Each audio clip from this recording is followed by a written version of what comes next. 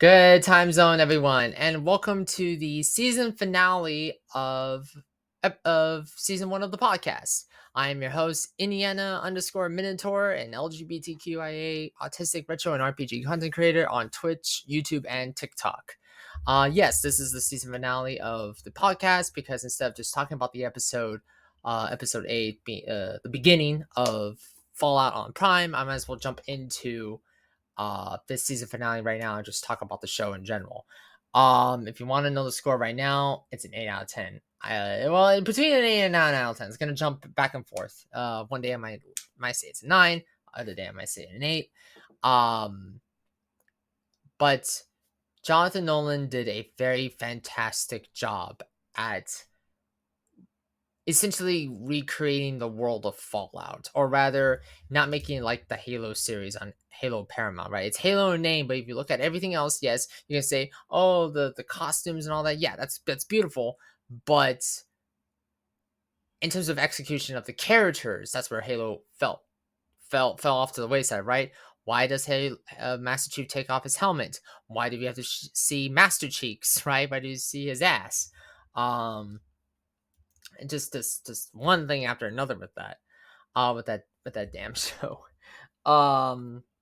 My top 3 video game adaptation shows so far are The Last of Us, Arcane, and Fallout. I would throw Castlevania on there, but I would say Castlevania, I don't know if I should call that an adaptation of the games or its own little separate thing within the Castlevania universe. So that's why I left Castlevania, the Trevor story, Trevor Belmont story, out of the top 3.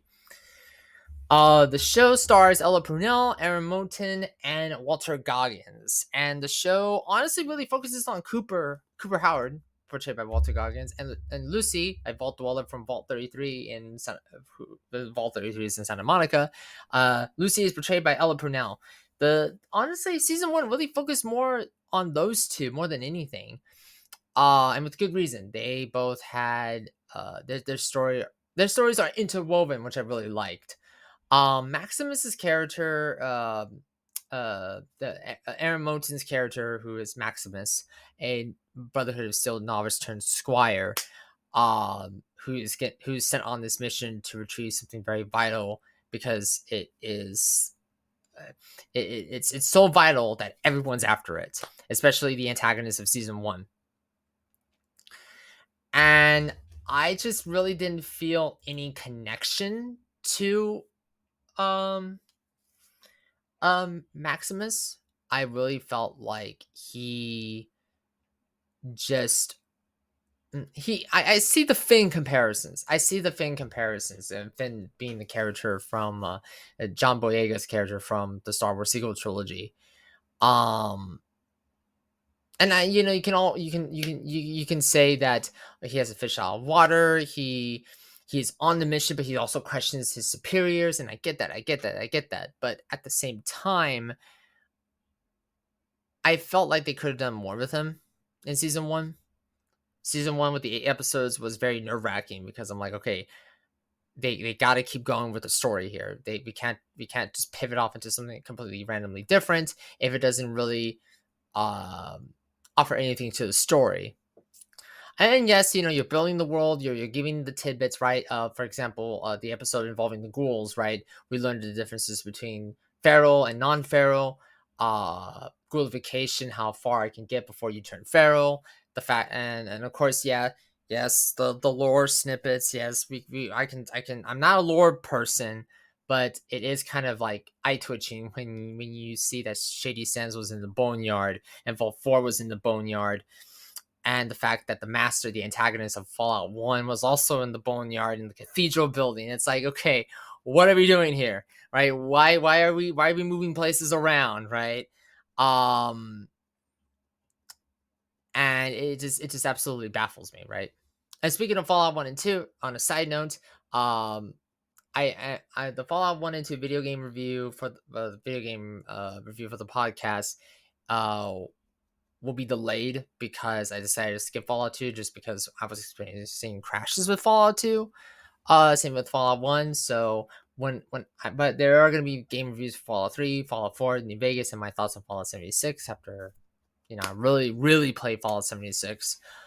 But and then once I feel comfortable going back to Fallout 2, then I'll do a Fallout 1 and 2 review of my thoughts on the two games in one big podcast episode.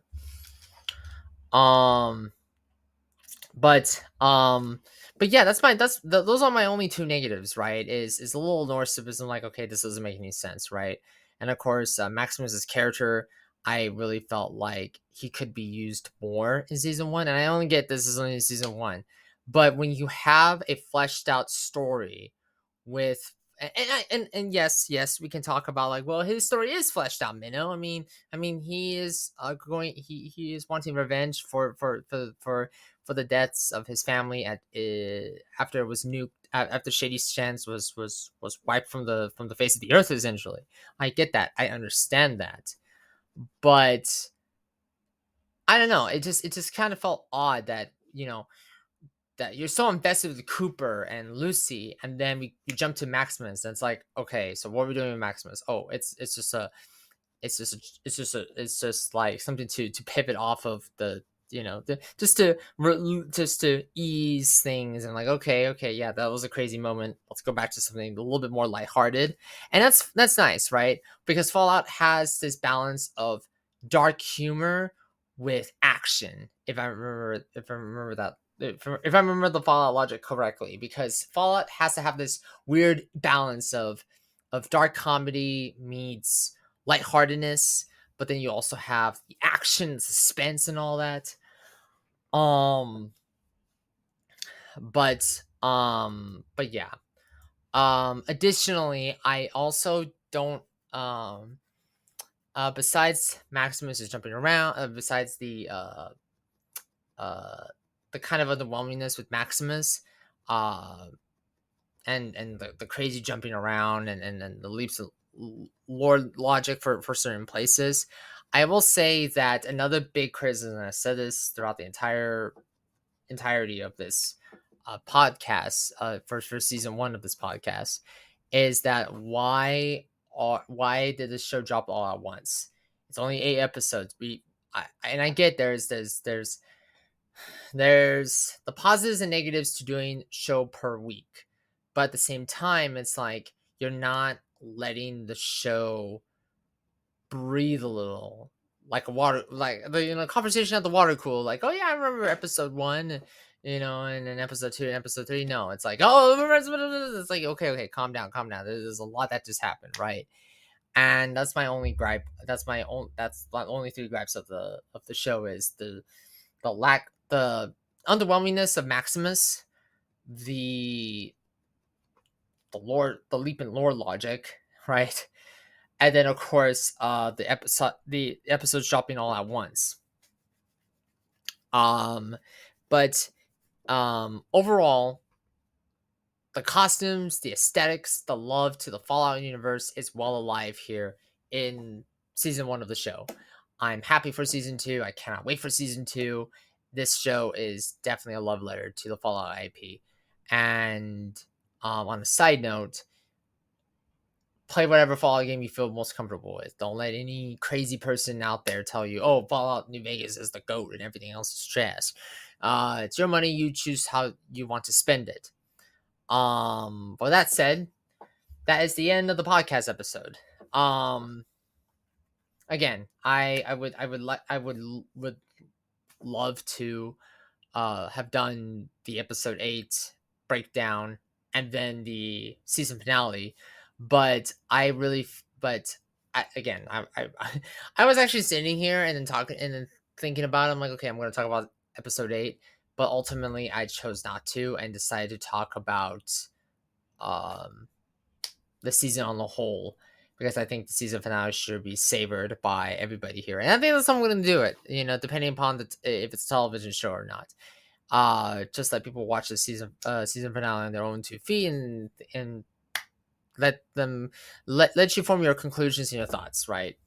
But without further ado, so with the end of the podcast of season 1 for the podcast, I'm gonna do some bonus videos talking about the various factions of our introduction show. We're gonna revisit some topics like glorification. We're gonna talk about the Brotherhood of Steel, and of course the little moment at the end of episode 8 where we get to meet the major players. If you know who they are, then keep it to yourself. But my name is Indiana_Minotaur, and I hope you have been enjoying the podcast as much as I have. I'm so sorry that this has been delayed to Kingdom coming back. Work has been keeping me busy, and then of course there's a set of charity streams coming out upcoming this weekend, and just a bunch of things going on in my life and with work related and things outside the podcast that so I will catch you all on the next episode, whenever that is. Once I get an idea of what season 2 is going to be about, I will definitely announce that, and then we'll go from there.